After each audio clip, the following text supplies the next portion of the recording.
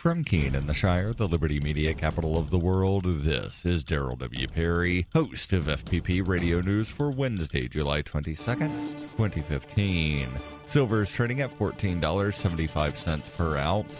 Gold is valued at $1,091 per ounce. And according to BitcoinAverage.com, the average price of Bitcoin is $279.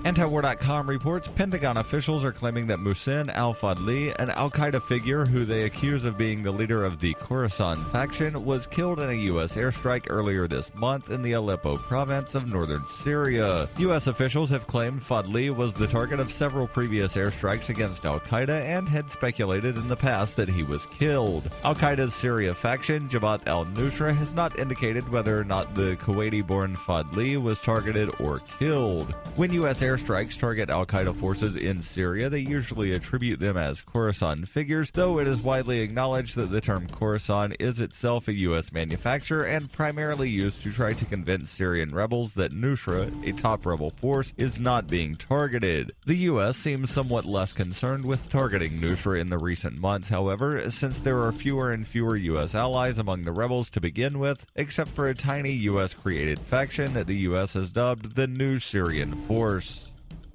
For over 35 years, Roberts & Roberts has been a trusted source for buying and selling your investment-grade precious metals. They also take Bitcoin for precious metal purchases and permanently removed the minimum purchase order for all orders paid in the digital currency. Call Roberts & Roberts today for knowledgeable advice on investing and a forward-thinking approach to new technologies. 850-478-5270 or online at rrbi.co.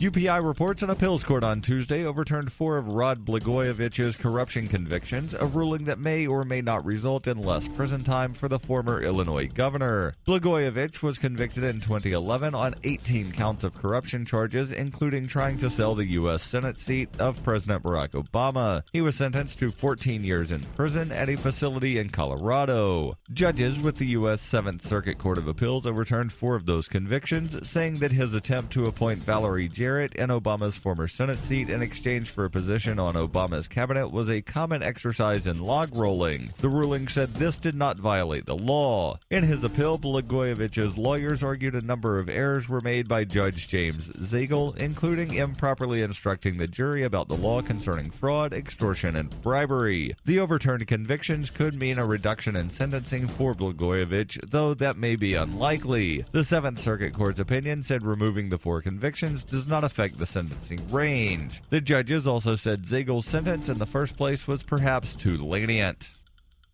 ExpressCoin is the best choice for buying Bitcoin, Litecoin, Dogecoin, and more. ExpressCoin prides themselves on their customer service, so much so that the back end on the website should allow them to be even more focused on your needs. Get started at expresscoin.fppradio.com. That's expresscoin.fppradio.com.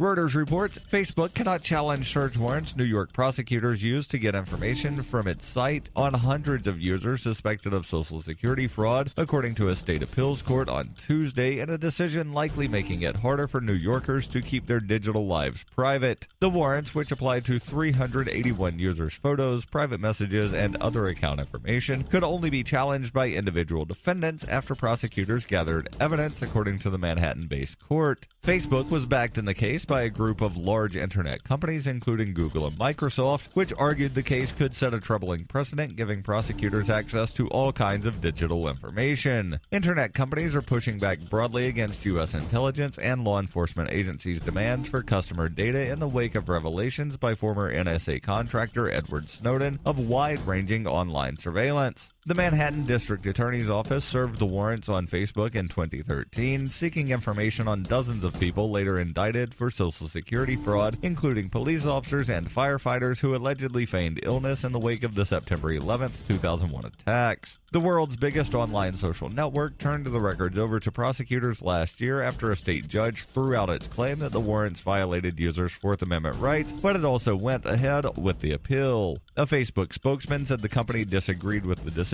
and was considering an appeal. This has been FPP Radio News, online at fppradio.com.